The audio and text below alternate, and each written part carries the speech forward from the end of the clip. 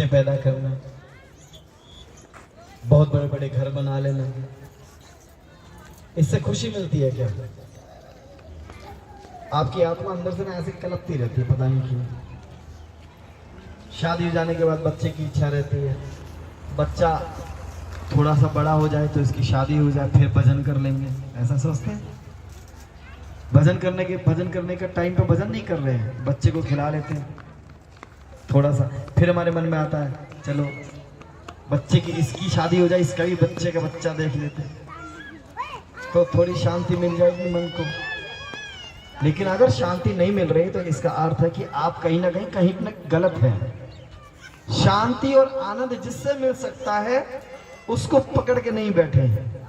आपको मिल क्या रहा है? अशांति मिल रही है, आपको टेंशन मिल रही है, आपको लगता था आप दादी बन के दादा बन के बहुत प्रेम करेंगे, लेकिन पता लग रहा है कि बहू तो बोल रही है जी का है मेरे बच्चे को बिगाड़ रही है ना। आपके प्रेम को समझा ही नहीं जा रहा है।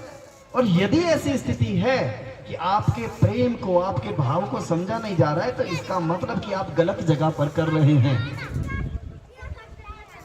कहा जाता है दिल देना है तो भगवान जी को दे, धोखा नहीं मिलेगा, बेवफाई नहीं मिलेगी। यहां तुम बच्चे को संभालते संभालते मर जाओगे, रोटी भी ढंग से नहीं मिलेगी। सच है ये, कोई किसी का नहीं है, सब स्वार्थ लाग करे सब उतनी, सब का अपना स्वार्थ है। उसी स्वार्थ की वजह से सभी एक दूसरे के पीछे लगे हैं। और फिर बुढ़ापा आ जाता है, बुढ़ापा बेकार हो जाता है। क्यों हो जाता है? क्यों चिपके हो घर से? अभी हमने पीछे उत्तराखंड में कथा करी थी, सामने एक दुकान में मैया, वहीं से कथा सुन रही, यहाँ नहीं आती। जब हम कथा विश्राम करके तीसरे चौथे दिन वो हमें ले गई, हम महाराज जी हमारे घर चलिए। पहले तो किसी के घर इतनी आसानी से जाते नहीं और किसी के घर इतनी आसानी से खाते नहीं, उन पहले बोल देते हैं। बाकी स्टाफ की सेवा करने के लिए और ब्राह्मणों की सेवा करने के लिए आपके हृदय में भाव आए, किसी के मन में कि चाय पिलानी, चाय तक चल। यदि आपके मन में भाव आए तो हमारे विकास भैया जी हैं, सतीश भैया जी हैं, संजीव भैया जी हैं, साबराम भैया जी हैं, आप इनको अपने घर भोजन करा सकते हैं। तो मुझे उन्होंने कहा भोजन करा दीजिए, मैंने उनको भी यही बोला मुझे मत कराइए, आप इनमें से किसी को करा दीजिएगा, मैं जाता हूँ। कथा करने के बाद अपने घर ले गए, उम्र है उनकी 85 या 90 साल, ठीक है, दो बुढ़े बढ़िया, हाँ, दोनों एक दुकान चला रहे हैं परचून की।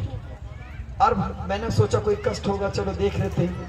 मैं उनकी दुकान में बैठा, उनके जो अंकल जी थे हमारे, उनकी भी उम्र 85-90 के आसपास ही होगी। तो वो बोले महाराज जी एक बात देखो कि क्या हमारे यहाँ पर कोई दिक्कत है? आप यकीन नहीं मानोगे, मैंने उनसे एक बात पूछी, टीका लगा दो। हाँ, उनसे एक बात पूछी और मुझे पता लग गया कि उनके यहाँ दिक्कत कोई नहीं। दिक्कत जानते हो क्या था? अति मोह। मेरे बच्चों का कुछ कर दीजिए, हमारे बच्चे सेटल नहीं है। मैंने सोचा चलो, उम्र कितनी है? एक की 35 साल, एक की 45 साल, फिर भी मोह माया में लगी। और हम तो भाई थोड़ा कड़वा बोलने वाले हैं, हमें हमारे मित्रों की तरफ से कई बार शिकायत आती है कि आप बहुत कड़वा बोलते हैं। अरे कड़वा तो बोलना पड़ेगा। मैंने कहा मैया ये बच्चा कहकर मर जाएगी ऐसे। अब तुमने शादी कर दी, शादी के बाद उनके बच्चों को तुम्हें किस बात की चिंता है?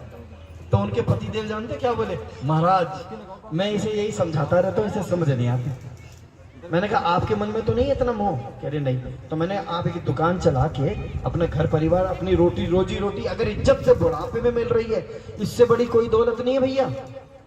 छोटी सी एक दुकान खोल के बैठ जाओ, परचून की 10 रुपए का 20 रुपए का कुछ तो बिकेगा, उसी के